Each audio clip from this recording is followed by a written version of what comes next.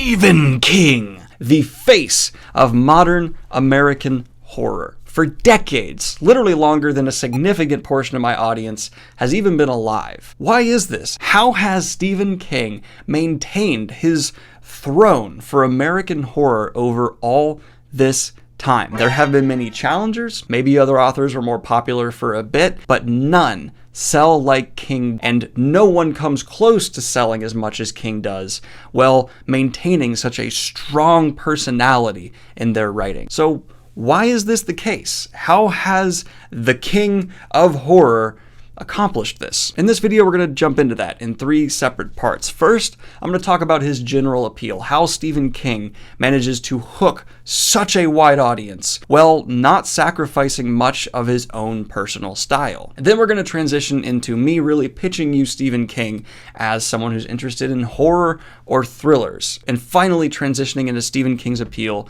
to fantasy fans, with a bit of a conclusion tagged on that I think is rather important. But let's get into that first idea I just touched on. How Stephen King moves so many pages off the shelves while not really sacrificing his own style. And I'm not saying that every author who sells a whole lot doesn't have their own unique flair, but it is harder to be a highly stylized author and sell like hotcakes because the general mass appeal dwindles the more really niche the way your writing comes across. And there is not a person on the planet who has read King who will not agree with the statement that he has a way of writing that feels King. And that's gonna be the first point we touch on.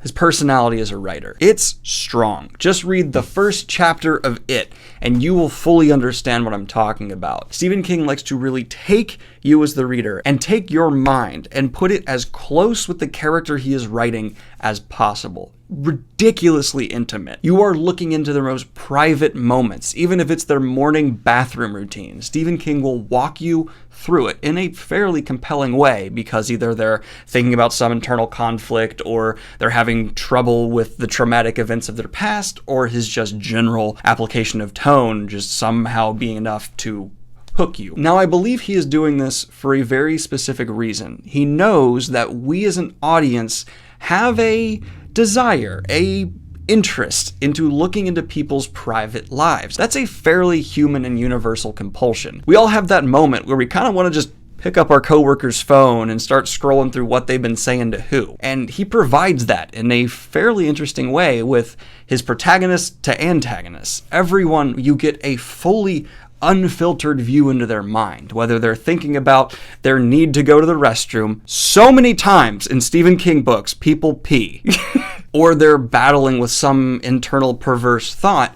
We never have a blunted view. It's crystal clear. And that kind of just satiates this desire a lot of people have. And if you're sitting there thinking, I have no desire to invade anyone's privacy, I think you're full of crap. We all have that. We don't satisfy it. I don't ever look into someone else's phone. I don't think it's appropriate for me to do so. But it's there. Everyone kind of wants to know. And that actually is a nice transition to my next point. Stephen King is tricking you, the audience member, into being as emotionally attached to all of his characters as quickly as possible. And not always emotionally attached in a good way. Sometimes it's a revulsion to the way some creep or monster or whatever villain you're witnessing is thinking. Of course, this is not an unheard of approach to hooking an audience. King just does it with a mixture of tone and mastery of his craft that few can rival. Now, I don't have a really smooth transition into my third point of his general appeal, but I do want to just also touch on his ambition as a writer.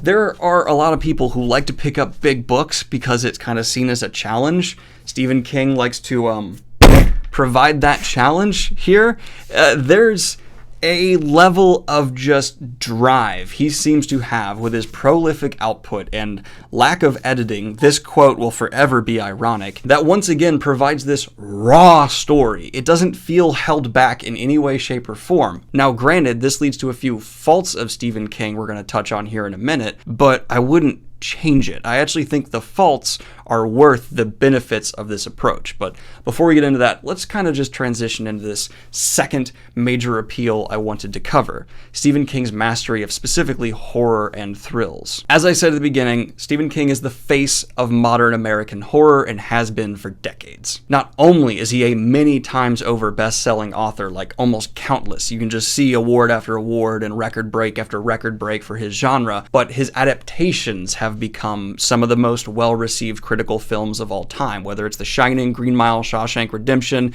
even recently It was fairly well praised. It's truly incredible to see one author have so many movies like Carrie and Cujo that are loved, whether it's a cult hit or a mainstream, oh my god, now it is up there with the greats movie. Something about King's writing translates well. Now, of course, there are the bad adaptations. We're not going to get into those here, but I do think it's important to acknowledge that yeah, Stephen King does have a lot of great and bad, whether it's in his adaptations or his writing. To me, though, I just want to make this clear.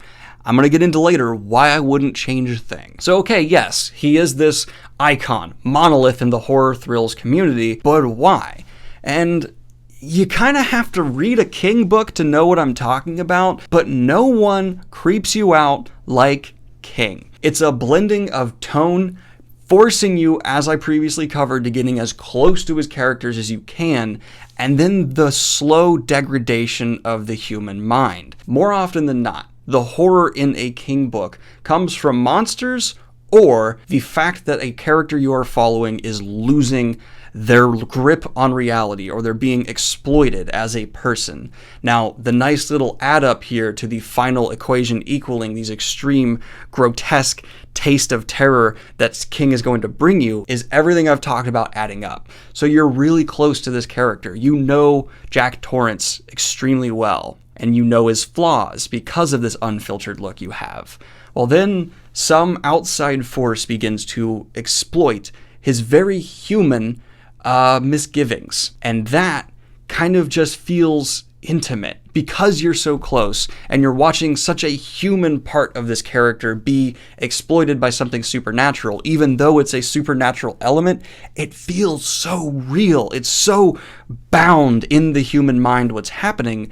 To me, the real horror of King, that taste of terror he provides, I mentioned, comes from a deep understanding of the human psyche. Now, if you don't want to read a Stephen King book and you'd like to see what I'm talking about, watch the Shining movie. It's a phenomenal example of what I'm trying to provide here. And I think Stanley Kubrick, despite the beef between Stephen King and Stanley Kubrick, did an excellent job of realizing this exact line of horror I'm talking about. Because the best Stephen King adaptations rarely rely on jump scares, because that's not where Stephen King is trying to scare you from. It's very rarely a boo. It's more about a build, a creep, a tearing apart of something that has been built in the story. I think that's why it's necessary for his books to be this long, because the first half is you building up, understanding, getting close, and then the fall starts to happen. You're never really sure in a Stephen King novel if the heroes are going to overcome the insanity beseeched upon them, or they will fall to it because he isn't consistently happy or sad ending. There's a mixed bag there. Another great appeal. But the worst Stephen King adaptations to me are the ones that do not realize this is where us, the fans, get our enjoyment from King. Instead, they recreate his movies as these cheap jump scare horror movies we're all super familiar with style, and that's not a good Stephen King adaptation. It's about a slow build and slow payoff. I'm just going to end this segment by saying no one destroys the human mind in the pages like King. Others may do it better in another way, but King is the one who does it King's way the best. So transitioning into the second part of this, how is this appealing to fantasy fans? Why would a fantasy fan hear anything I've just said and go, yes, that's what I want to read right now? Well, I've mentioned here before on the channel that all of Stephen King's works are connected. I mean that literally. His entire bibliography takes place in the same universe. He is crafting one giant narrative, so that's already a bit in our alley. We like these big interconnected universes, these large fantastical worlds. At the heart of this, though, we have Dark Tower. Now imagine that same insane mind that likes to do such a great job of building and destroying character, putting those efforts towards building and exploring a fantastical world. You have the Dark Tower, which for fantasy fans I've reviewed here on the channel it's awesome. Got a weaker start, but once it really starts going and you correct your mindset to really adjust for what Stephen King is trying to accomplish, nothing will ever be as good at what Dark Tower is achieving as Dark Tower. The asterisk to that turns some people off, but also intrigues, I think, a lot of fantasy fans to want to read it even more, is how it's tied into so many other King books very closely. So you then have this drive to go off and read other stories similar in a very odd comparison to what's happening in the Cosmere right now. Every now and then you get a hint of, oh, we need to go read this book to understand this item showing up. Cool, it's a whole other series, let's go do that. King's doing that, I would say, on a scale roughly 3 to 4 times the size of what Brandon is doing. No, his books are not bigger all the time. Sometimes they're the same size. But the level of interconnectivity is all the higher. He's been doing this for decades, such a long time. So eventually the Cosmere might be on the same level, but really Stephen King has a similar concept that's so much more matured and has realized its full potential. I'm not saying Sanderson won't eventually top what he's doing. He might, but right now, King, undoubtedly, if you've read his whole back catalog of all these connections, is on another level. Controversial opinion time. If I was going to go back and redo that Fantasy Worlds ranking video I just put out and include the Stephen King Fantasy World, I'd put it in the S tier because of how original his approach and execution is to this interconnected fantastical universe. I still get pushback when I say it's fantasy, people saying, oh, it's not. Yeah, it is. It's just horror fantasy. It has a magic system, it has mythology, history to it. This is a fantasy world. No doubt, there's even world hopping going on, especially in Dark Tower. I don't get the argument that Stephen King is not writing fantasy. It's fantasy horror, I'll give you that, but it's fantasy. It's just fantasy on a cocaine mind, if we're being completely honest. He wrote a lot of this on coke, and that comes through at points. I'm not trying to criticize the guy. It worked, and he's Stephen King as a result, not advocating the use of drugs. But yeah, there's a bit of a meandering here. So for the close of this video, though, I'm going to touch on something I feel like I need to after singing King's praises so high, and that's the fact that his critics have legitimate points, and I don't actually believe Stephen King is for everyone. He impressively has a very wide appeal for how stylized his writing is and approach to crafting his characters and then breaking them a lot of the time. But yes, the descenders to King's craft have legitimate criticisms, and a lot of them, though, are unavoidable side effects to the way he's approaching things. The fact that he's going to sit you in a character and have them go off on a side thing for a minute that actually is going to connect to another book, and if you've read that one, it's going to be amazing, that does then, though, mean this book you're reading is a bit meandering. It has moments where it's just the pacing is destroyed, and why are we doing this? This feels totally out of place. What's happening? It makes sense in the grand scheme of things, but that's not a lot of people's preference. So I understand when someone is getting through The Stand or It, and all of a sudden they're really turned off by the fact that almost 100 pages have gone by, and it seems fairly stagnant. Stephen King also often flubs his endings. This is not connected to anything else, he just struggles to finish off his narratives. He's very much so an ideas and execute guy who doesn't then often know where to go exactly with it. So he's meandering a bit, his pacing can be rough. I think a lot of the times his pacing is good, but it can also go off the deep end. So the concluding point here is it's very possible to be a great writer, someone who is doing something that no one else is accomplishing, and the inevitable result of what you're going for, though, is unavoidable flaws. Some of them are avoidable. I think Stephen King could just end a few of his books better, but no, a lot of these things just have to happen as a side effect of his end goal here. If the criticisms I've said sound like they'd completely turn you off, I understand. But I do think you should give the face of modern horror of America a couple strikes before you count him out. And I have an entire video of how you should start reading Stephen King, card by my head and link down there if you'd like to check it out. I still stand by a lot of the claims I've made there, but also check the comment sections. People have different recommendations that if they sound like their pitch is better, go with what they're saying, but give them 2 or 3.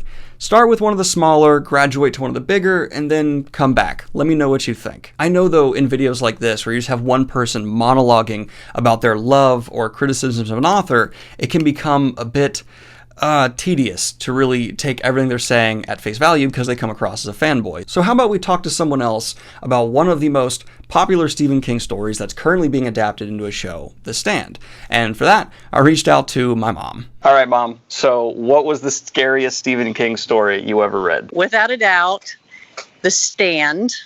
And part of the reason was because I was in my 3rd trimester in my pregnancy with your brother, working at a hospital, and there were sick people. And so I'm reading this book about the world coming to an end because of the influenza.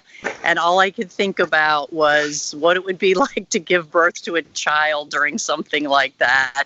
And I avoided any places where there were sick people as much as possible. But at the same time, took the book to work to read at lunch so I could scare myself more. So it's quite timely to read it now as well, with everything that's going on, it seems. So if you're pregnant right now, go pick up The Stand. I call that the Greene mom experience. So yes. And you said you've also read several others, including The Shining, correct? Yes. The Shining, in some ways, to me, was even scarier, probably because I was a teenager when I read it, and it was one of the first, I think, like horror type books that I read, and it really frightened me even more than the movie did. But The Stand was definitely as scary as it was, just simply because of the situation I was in. I find that so funny. So you heard it here first. If you're pregnant now, read The Stand. Or if you're young and vulnerable, pick up The Shining. And that's the Daniel Mom, Mrs. Hope recommendation. Yep. So there you have it, my long rant ramble about why you should absolutely read Stephen King despite his I recognize them flaws, and it's up to you at this point to let me know, as a Stephen King fan, if you already are one, what you think of what I've said in the comments down below, if you agree or disagree, and if you haven't read him yet, have I sold you on the idea? Why or why not? I'd love to hear from you all right down there in those comments. Anyway guys, like and subscribe if you have not already. Hit the Patreon if you want to support what I do here. Have a good one, y'all. Peace. And of course, I'd like to record a special shout out to my latest high tier Patreon, Brian Cohen Doherty. Brian Cohen Doherty. I think I got that one pretty right. I'm not gonna toot my own horn, but I think I did pretty well there. Not great though. Didn't do great.